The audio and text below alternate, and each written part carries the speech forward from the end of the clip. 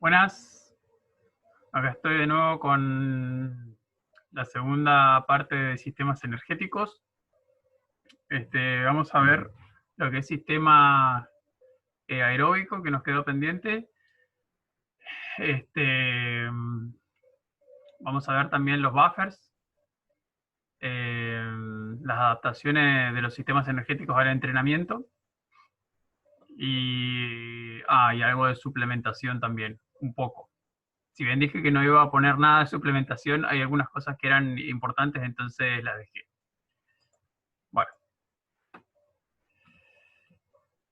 Bueno, acá hay algunos conceptos para tener en cuenta. Hay tres combustibles entonces que pueden utilizarse para producir energía de forma aeróbica, ¿sí? La glucosa, los ácidos grasos y las proteínas. Los cuerpos cetónicos también se van a utilizar, pero no necesariamente para la actividad física, ¿sí? Sino para servir como combustible para el sistema nervioso. Lo vamos a ver más adelante. Pero básicamente lo que nos interesa a nosotros es glucosa, ácido graso y proteína. ¿Cuántas moléculas de ATP se producen? Con la degradación de glucosa de manera anaeróbica se van a producir 36.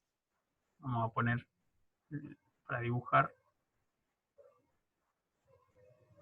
Con la degradación de glucosa de manera aeróbica se van a producir 36 moléculas de ATP por cada molécula de glucosa degradada. ¿Sí? 36 o 37, y hay algunos autores que dicen 38.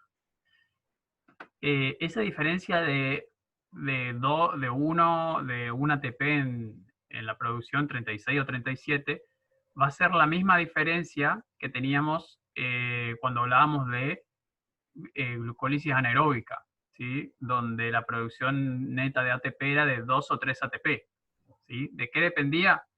De si la glucosa que utilizábamos provenía del interior de la fibra muscular o era tomada de la circulación.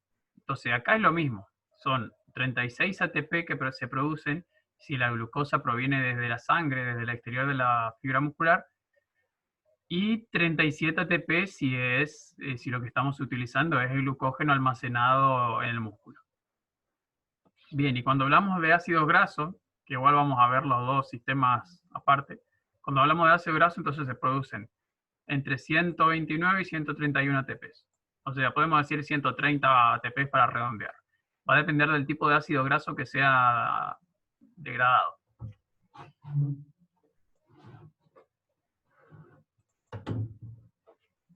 Bien. Bien, siempre que esto ya lo dije antes, siempre las reacciones químicas del sistema aeróbico se van a llevar a cabo en la mitocondria, ¿sí? Las reacciones que eran anaeróbicas, ¿sí? La producción de ATP a través de la fosfocreatina y a través de la degradación de la glucosa de manera anaeróbica, se producían en el sarcoplasma de la fibra muscular. ¿Sí? Las aeróbicas se van a producir en la mitocondria siempre.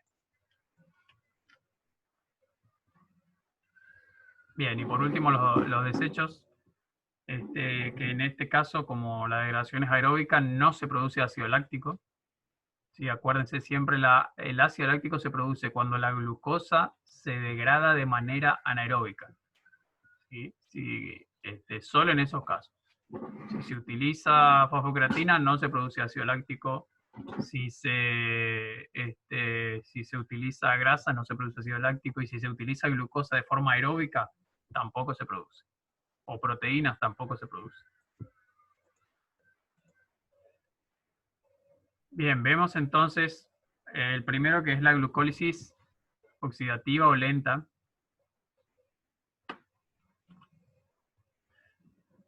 Que vamos a tener que degrada, está bueno, o se utiliza la glucosa de manera aeróbica, ¿sí? No se produce ácido láctico.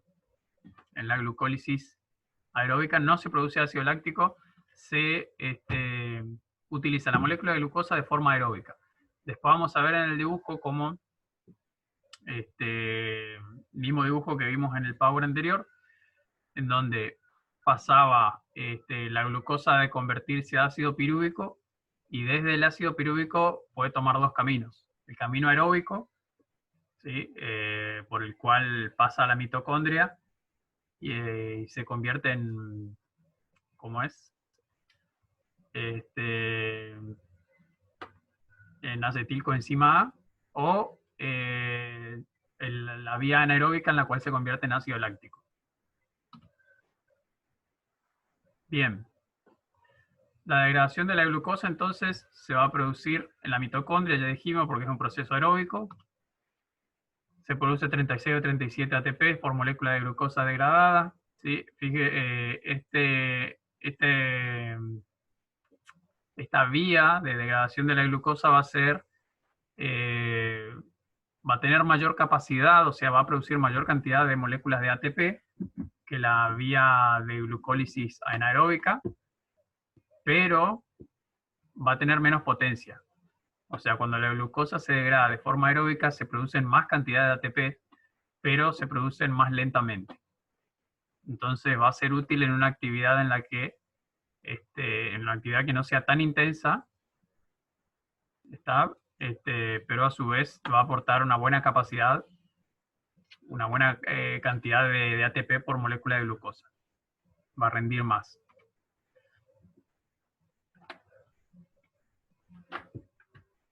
Bien, para la producción de ATP va a utilizar glucógeno muscular y glucosa de la sangre. Acá va a depender, o sea, va a depender de los depósitos de glucógeno muscular también, ¿no?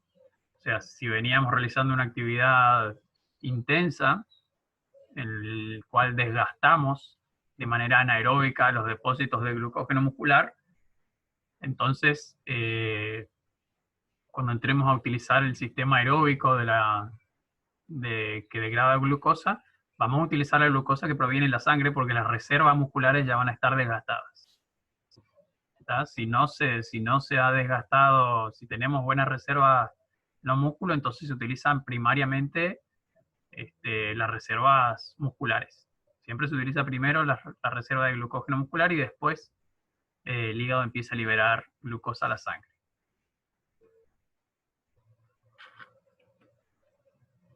Bien. Cuanto más intenso sea el ejercicio, va a ser mayor la degradación de glucógeno almacenado en el hígado. Esto va a ser a consecuencia de una mayor liberación de adrenalina. ¿Sí? Adrenalina, noradrenalina, cortisol.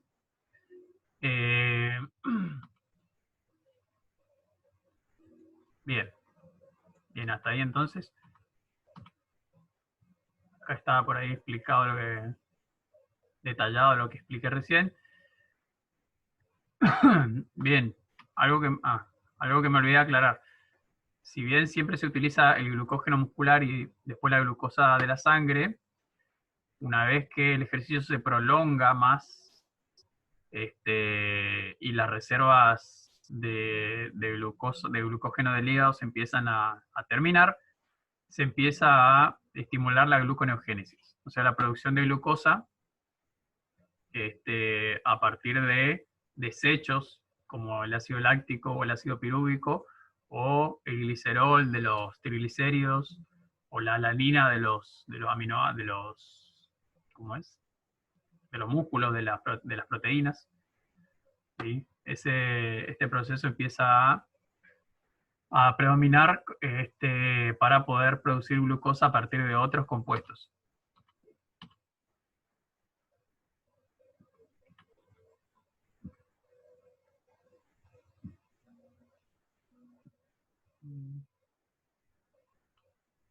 Bien.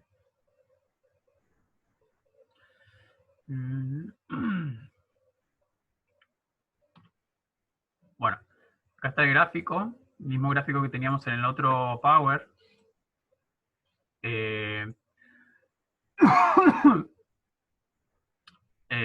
¿Esto para qué era? Para explicarles toda la vía de degradación de la glucosa. Fíjense que la glucosa, decíamos que podíamos utilizar la glucosa que viene de la sangre o el glucógeno que ya teníamos almacenado. ¿Sí? En cualquiera de los dos casos, siempre la glucosa se va a ir degradando hasta llegar al ácido pirúvico. El ácido pirúvico va a ser como el compuesto del cual, o sea, es el compuesto a partir del cual se puede pasar a un trabajo aeróbico o anaeróbico. O sea, la glucosa se degrada hasta ácido pirúvico y de ácido pirúvico, el ácido pirúvico va a tomar distintos caminos de acuerdo a la intensidad del ejercicio. Si la intensidad es alta, entonces por acción de la lactato deshidrogenasa, M, se convierte en ácido láctico. ¿Está? Ahora, si el ejercicio que llevamos a cabo es aeróbico de baja o de moderada a baja intensidad, entonces el ácido pirúvico directamente va a la mitocondria y en la mitocondria se convierte en acetilcoenzima A, ¿sí? Por efecto de la piruvato deshidrogenasa, otra enzima. Estamos entonces acá, el ácido pirúvico es como un punto en el cual se puede pasar a un trabajo aeróbico o anaeróbico.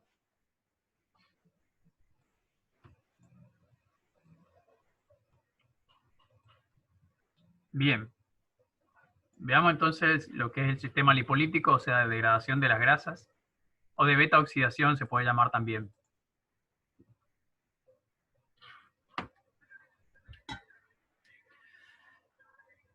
Bien, esto que creo que ya lo dije antes, que las grasas, bueno, la tenemos almacenada en forma de triglicéridos en el tejido adiposo y, bueno, también en la fibra muscular.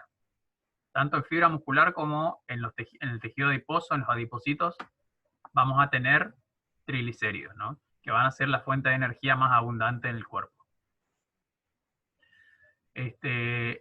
Cuando realicemos actividad física, dependiendo de la intensidad también, ¿sí? Se va a estimular la liberación de distintas hormonas, como son la adrenalina, la noradrenalina, el cortisol y la somatotrofina, que es la de crecimiento, las cuales van a estimular a la lipasa sensible hormona. ¿Sí? Esta enzima, esta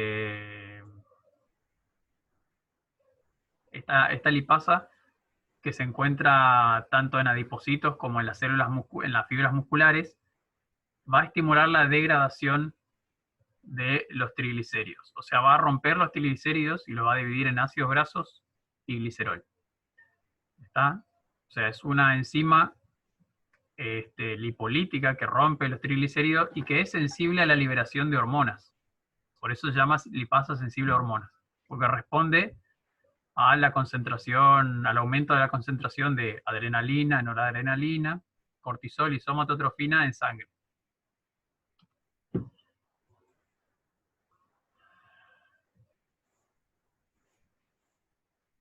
Bien. Bueno, lo que había dicho recién, entonces la lipasa sensible a hormona genera lipólisis, o sea, degrada los triglicéridos, lo divide en glicerol y ácido graso. Bueno, el glicerol se va a transportar hasta el hígado para el proceso de gluconeogénesis, o sea, para que se reconvierta, para que el hígado lo metabolice y lo convierta en glucosa de nuevo, la cual la puede almacenar como glucógeno o la puede liberar al torrente sanguíneo como glucosa de nuevo.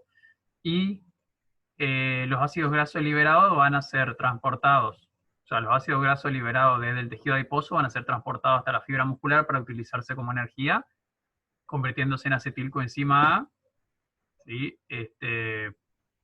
Por la enzima acetilcoenzima A sintasa, y de ahí van a pasar al ciclo de Krebs en la mitocondria. O sea, los ácidos grasos se van a degradar, al igual que la glucosa, se van a degradar en la mitocondria. ¿Está? Y el glicerol se va a pasar a gluconeogénesis.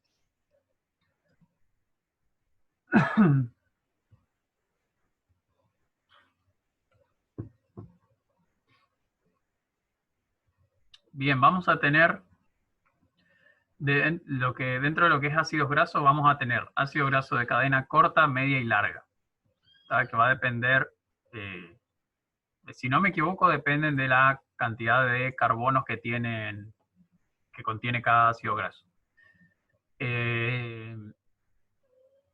Los ácidos grasos que son de cadena corta y media pueden ingresar sin problema, o sea, atravesar la barrera o la membrana de la mitocondria e ingresar a la mitocondria. Y los ácidos grasos de cadena larga no ingresan a la mitocondria directamente porque necesitan ser activados. Si para activarse, perdón, o sea, primero necesitan ser activados para después ingresar a la mitocondria gracias a la carnitina. El proceso de activación es la conversión de ácido graso en acetilcoenzima A.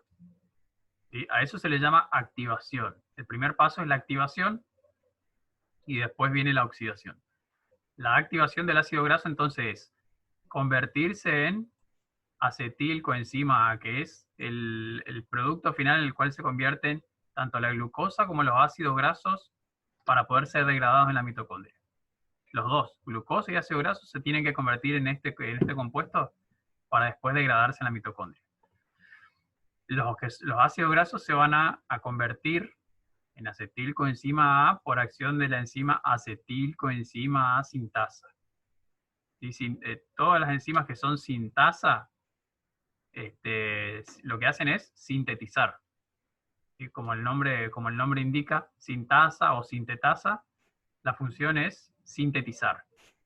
O sea, sintetizan acetilcoenzima A.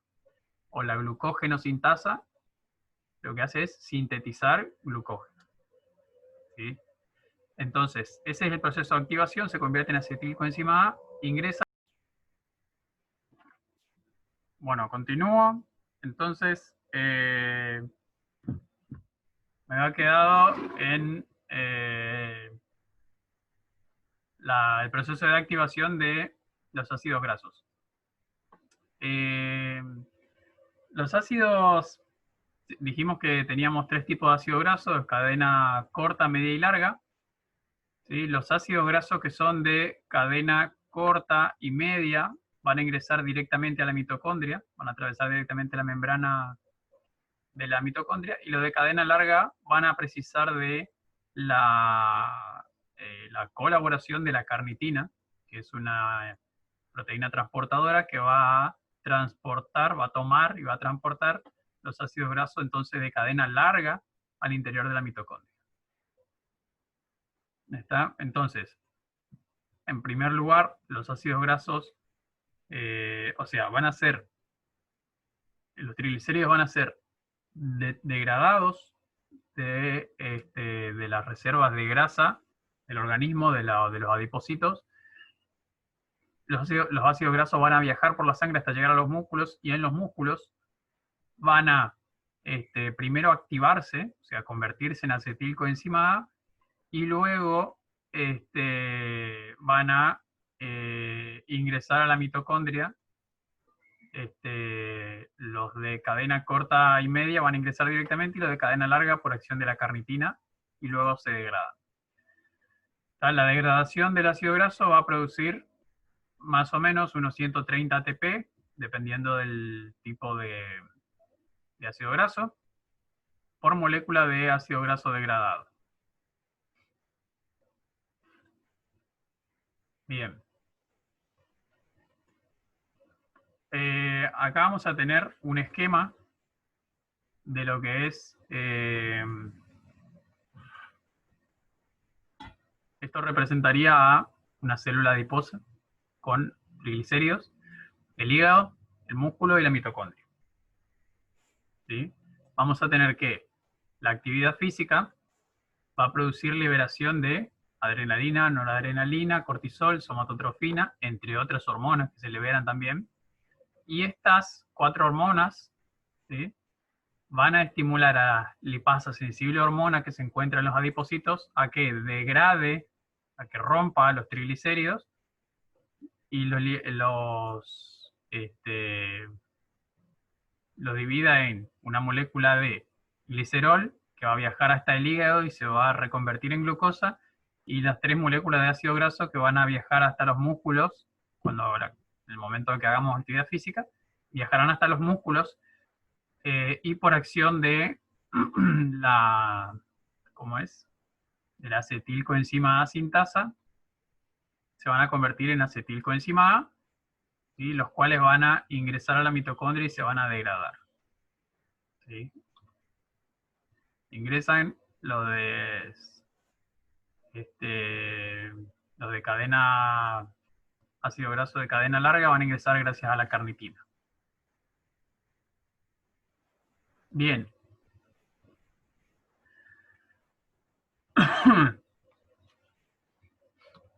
Bien, esto ya está.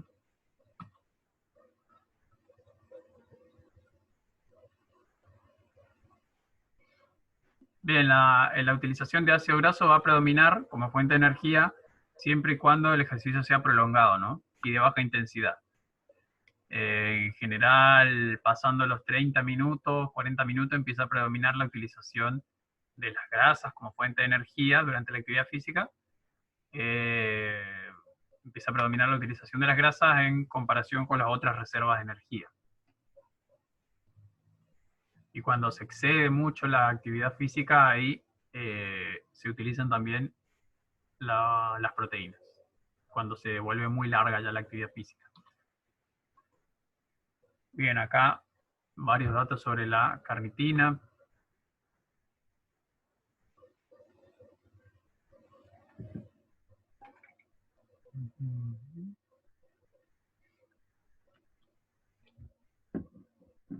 Yo siempre les voy a poner en el... A ver.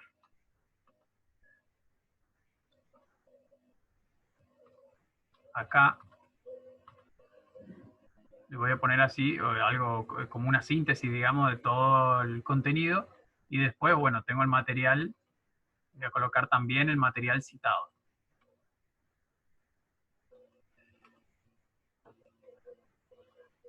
Bien, acá vamos a tener, fíjense, obtenido de un estudio,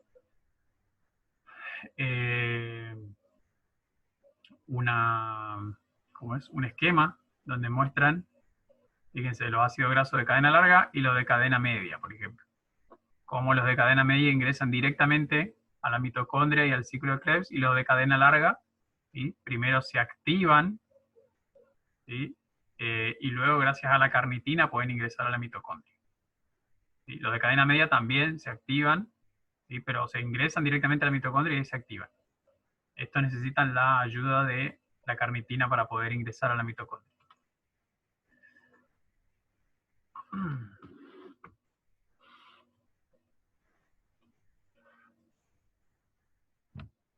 Activación, y ahí se sintetizan.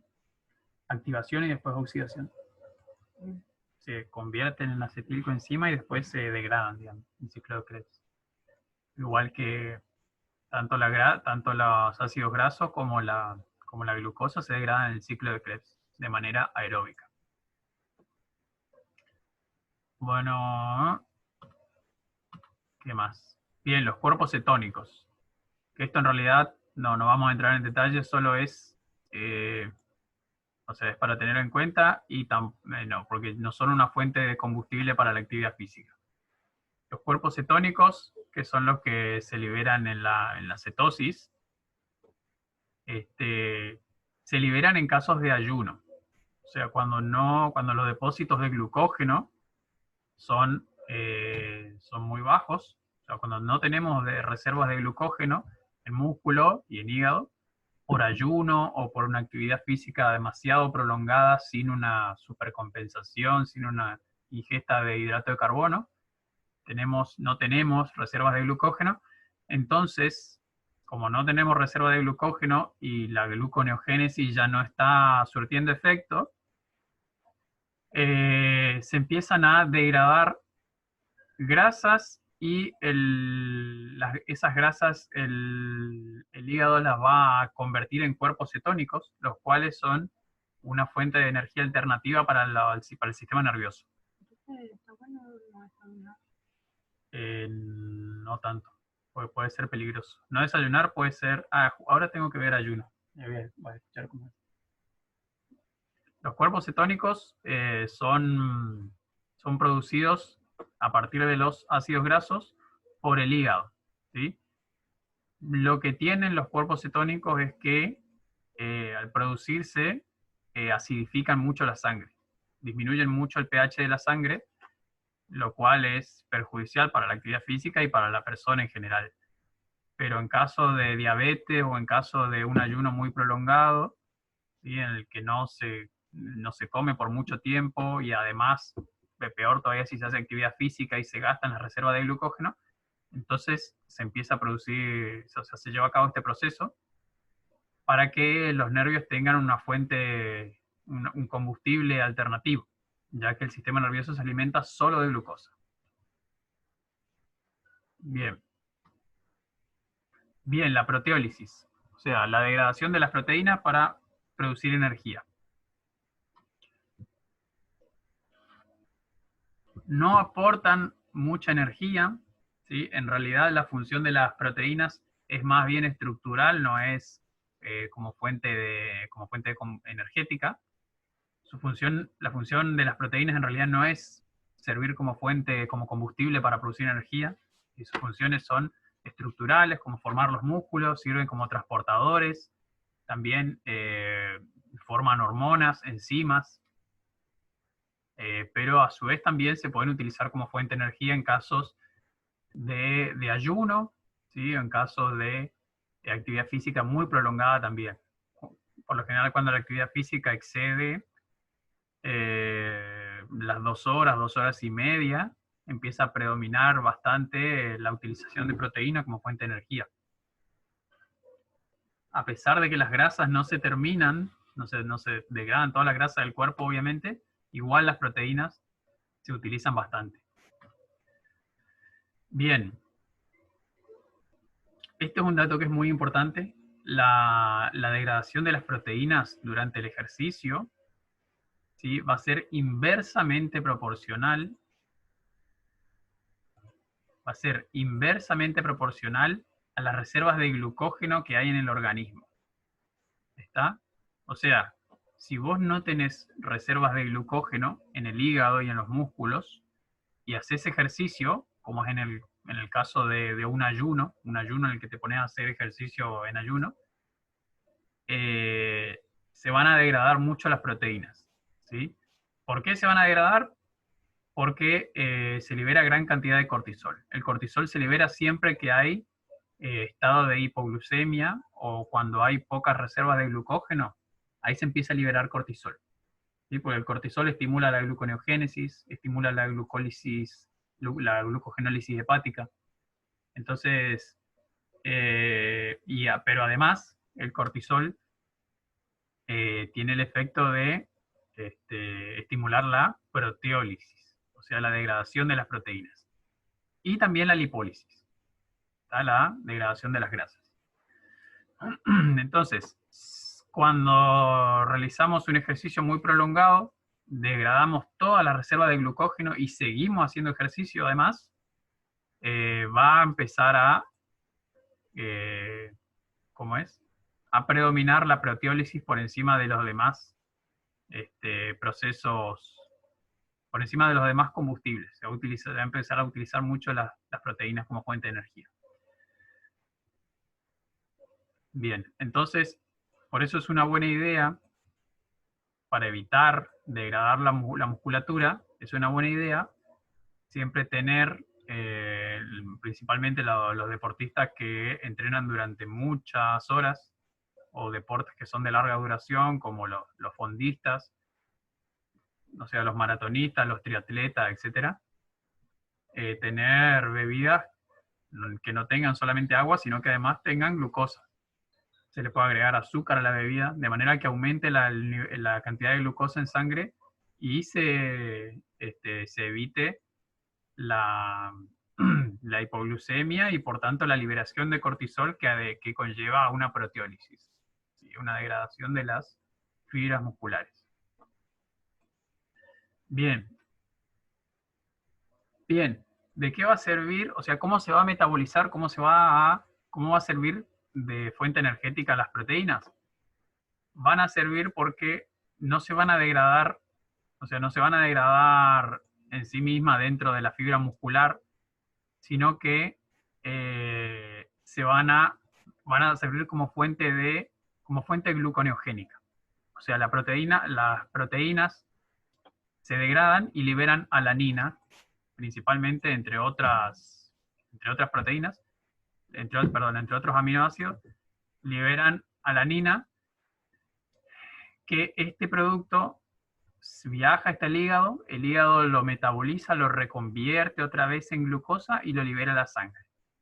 ¿Sí? Entonces las proteínas, ¿cómo van a servir? ¿De qué manera van a servir de fuente de energía? Liberando a este compuesto, ¿sí? Alanina, que va a viajar hasta el hígado y se va a metabolizar por gluconeogénesis para producir de nuevo glucosa. Y la glucosa sí va a servir como fuente de energía. Bien. Y hay algunos otros autores que dicen que directamente se puede convertir en ácido pirúvico o acetilcoenzima. ¿Está? Pero lo más común es esto, ¿sí? Conversión en alanina y de ahí a la gluconeogénesis. Bien, los sujetos de las personas que estén entrenadas en resistencia aeróbica van a tener una proteólisis menos significativa que las personas desentrenadas. O sea, si estoy entrenado en resistencia aeróbica, voy a degradar menos proteínas con el entrenamiento y con las competencias que un desentrenado, y a pesar de que corra a larga distancia, o que nade larga distancia, o el ciclismo, o lo que sea. Bien.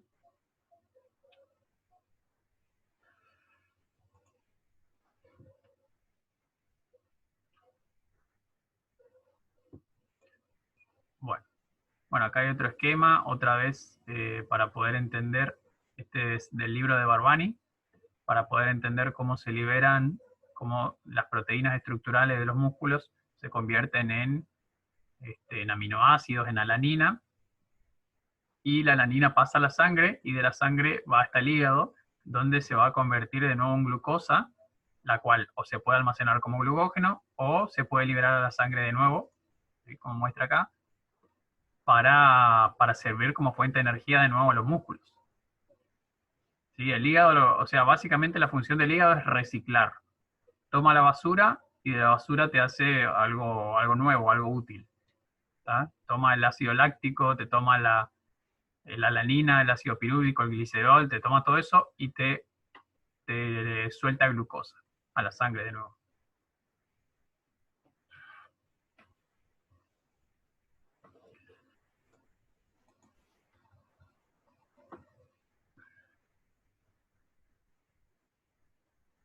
Bueno, bien.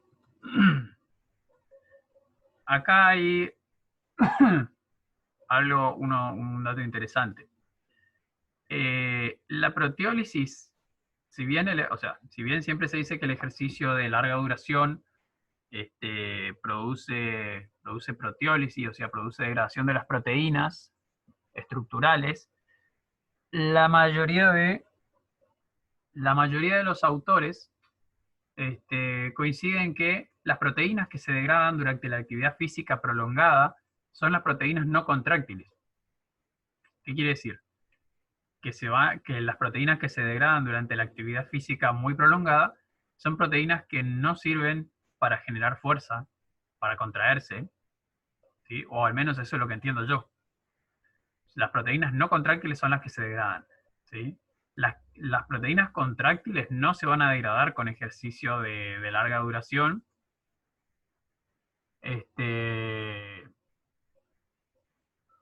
Sí se van a degradar o se van a atrofiar las proteínas contráctiles con el desuso, con la inactividad física. Pero bueno, esto da pie a investigar un poco más porque no investigué lo suficiente. Bien, actividad física en estado de ayuno. Bien, la pregunta del millón: si quiero quemar grasa, ¿tengo que comer o no? ¿O no comer antes de hacer ejercicio. Bien, si hago ejercicio de baja intensidad y larga duración, o sea, el ejercicio que estimula el ejercicio que estimula la lipólisis, el de baja intensidad y larga duración, se podría recomendar no comer, o sea, estar en estado de ayuno para aumentar la lipólisis. Ahora, por otro lado, hay estudios también que aseguran que el ejercicio en ayuno, el ejercicio aeróbico en ayuno, aumenta la cantidad de mitocondrias en la célula, o sea, aumenta la densidad mitocondrial. O sea, mejora la capacidad aeróbica, al fin y al cabo. Si tenés más mitocondrias, tenés mayor capacidad de degradar los combustibles de forma aeróbica. Ejercicio en ayuno provoca gran liberación de cortisol, lo cual estimula la degradación de las proteínas, estimula la degradación de las grasas, ¿sí? Y estimula la gluconeogénesis a partir de los sustratos que haya en sangre, ¿sí?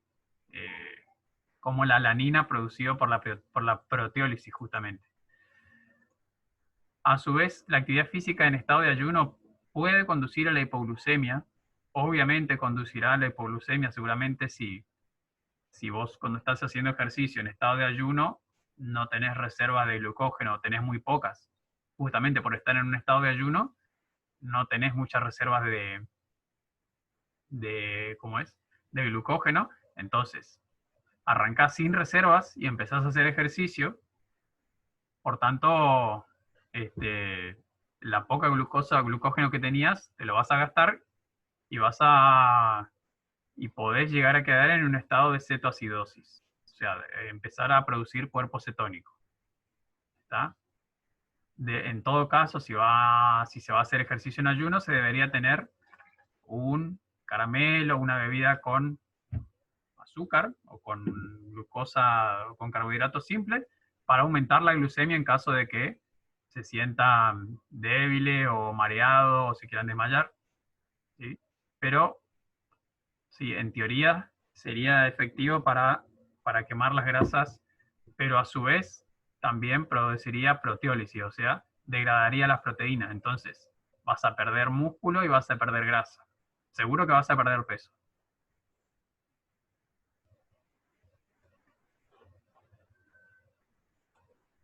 Bueno.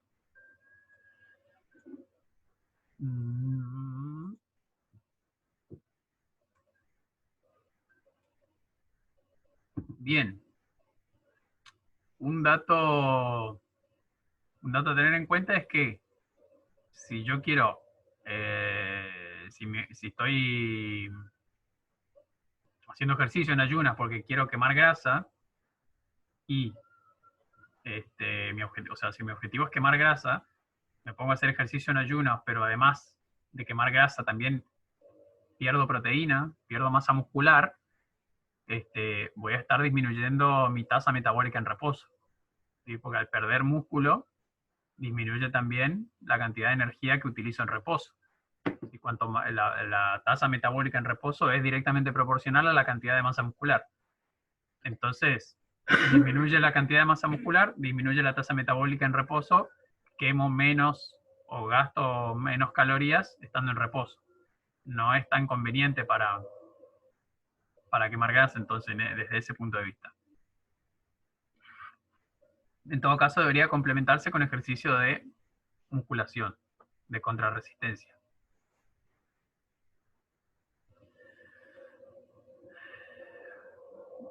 Bien, y por último, para tener en cuenta, y que igual lo vamos a ver ahora más adelante en el mismo Power, el consumo de vitamina C aumenta la lipólisis.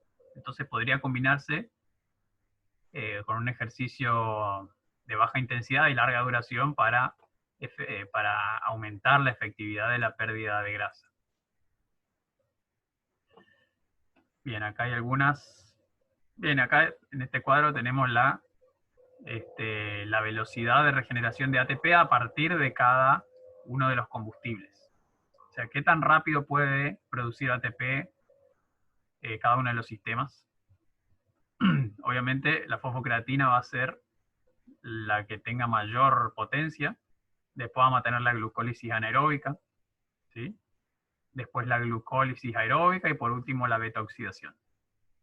Estas dos vías son sarcoplasmáticas, o sea, se producen en el sarcoplasma de la fibra muscular, y estas otras dos, que son aeróbicas, obviamente se producen en la mitocondria.